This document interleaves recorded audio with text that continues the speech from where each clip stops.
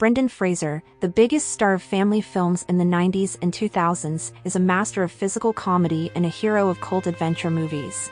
He is a dramatic actor capable of conveying the most subtle emotions. In the mid-2000s, Fraser, whose name was then on everyone's lips, quietly disappeared from the film industry. In 2023, the beloved actor of a whole generation triumphantly returned, receiving his first Oscar for his lead role in Darren Aronofsky's heart-wrenching drama, Kit. Why did Brendan Fraser's first characters portray people who feel like outsiders in the modern world? What qualities do directors value in him? How did he put himself at risk on the set? And why did his performance in Kit truly deserve an Oscar?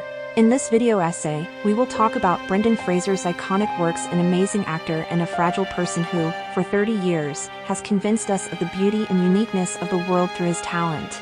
Brendan Fraser was born in 1968 and was the youngest of 4 sons. His father was a diplomat, and the family often moved around. Brendan had the opportunity to live in the Netherlands, Switzerland, and the United Kingdom. He constantly found himself in an unfamiliar environment where he felt like an outsider and had to seek out new friends. Humor became a way for him to connect with people. It's no wonder that Fraser's first major role in film was Encino Man, in which he tries to adapt to the modern world with the help of 2 outsider friends. The character of Link, an outwardly attractive and yet soft, innocent guy with an infectious wide smile, became Fraser's trademark in the 90s. Following Encino Man was the romantic comedy Blast from the Past, about a young man named Adam who emerges from a bomb shelter where he was raised and sees the sky, girls, and baseball for the first time. The most successful in a series of lightweight films about misfits trying to find their place in an unfamiliar world was Georgeof, a parody of Tarzan based on the eponymous cartoon. Fraser's character falls in love with a girl from San Francisco, leaves his native jungle, and explores the world of humans. For the role of the Tan George, who effortlessly jumps from vine to vine, the actor went on an exhausting diet. Fraser managed to breathe life into a character that was originally animated, turning him into a human with his own desires and dreams.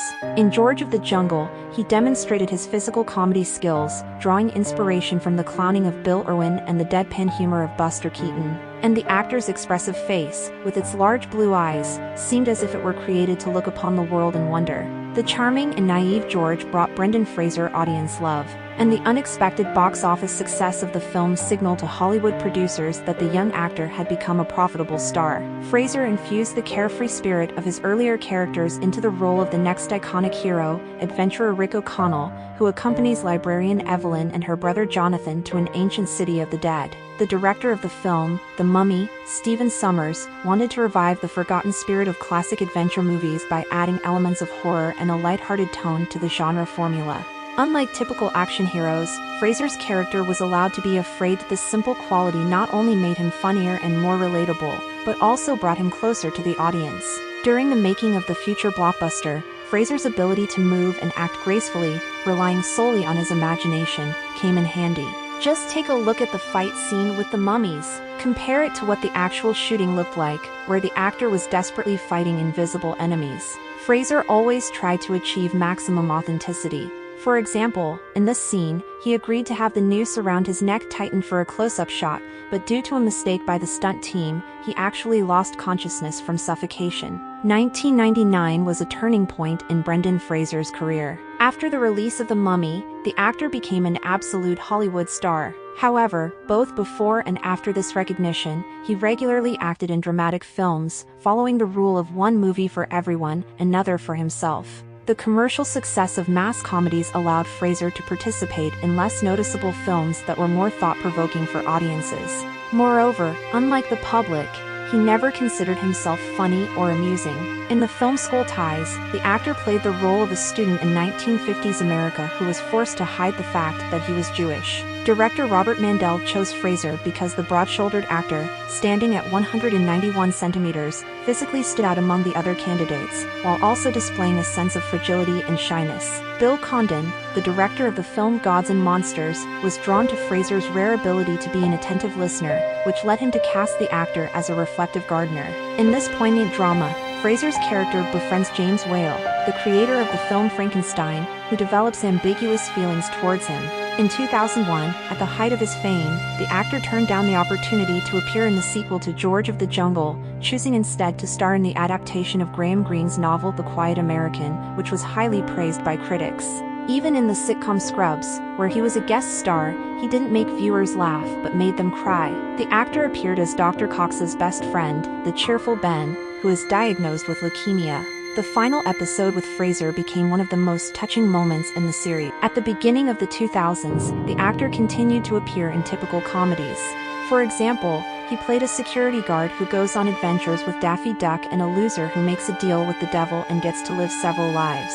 Fraser tried to break away from the cycle of monotonous films, but his involvement in several inconspicuous thrillers didn't help him shed the image of a charming bungler. The sequel to The Mummy, the family adventure Journey to the Center of the Earth, and the fantasy film Inkheart were his only notable works of the decade, and the crude and mediocre farce Furry Vengeance, released in 2010, was a failure and seemed to mark the end of Fraser's career. The actor began to appear in public less frequently. In 2016, after a long hiatus, he gave an interview that made him the butt of jokes on social media. People laughed at him because of his disjointed speech and subdued appearance. Only 2 years later, he revealed that his mother had died just a few days before that interview. And the reasons for his long seclusion were sexual harassment he experienced in 2003 from Philippe Burke, the president of the Hollywood Foreign Press Association. The actor reported the incident to the police, but due to shame, he couldn't tell the officers anything. This traumatic experience made Fraser feel vulnerable, blaming himself for what happened, and plunging into depression. Furthermore, he went through a prolonged divorce process and tried to recover his health, which was undermined by his role in an adventure movie. Fraser needed a knee replacement, spinal surgery, and vocal cord restoration. Only in the late 2000s did Brendan Fraser begin to return to the profession step by step. His most prominent role on television was the self-absorbed racer Cliff Steele in Doom Patrol, who loses his family in an accident, joins a team of outsider superheroes, and tries to recover from the tragedy. However, the actor's true resurgence as a big star came with the release of Darren Aronofsky's film, The Whale. Brendan Fraser played the overweight Professor Charlie, who tries to reconcile with his daughter, who blames him for leaving the family for a lover and not speaking to her for many years. The director spent 10 years looking for the right actor for this role. It was Fraser, possessing natural charisma, who managed to make Charlie not a caricature but a living person, sensitive, shy, and imperfect, and weight was far from the most significant characteristic for this character. The actor was able to embody the role not only with believable makeup but also with personal experience. His eldest son, Griffin, has autism spectrum disorder and is overweight. After the premiere at the Venice Film Festival, the actor received a 6-minute standing ovation that moved him to tears. Fraser is called one of the most modest and shy actors in Hollywood, but he is not ashamed to use his fame to help others. He donated his fee for filming Give Me Shelter to an organization that helps women facing unplanned pregnancies. And while working on the series Texas Rising, he became so attached to a lonely horse that other animals didn't accept that he took her home, and she became best friends with his son, Griffin.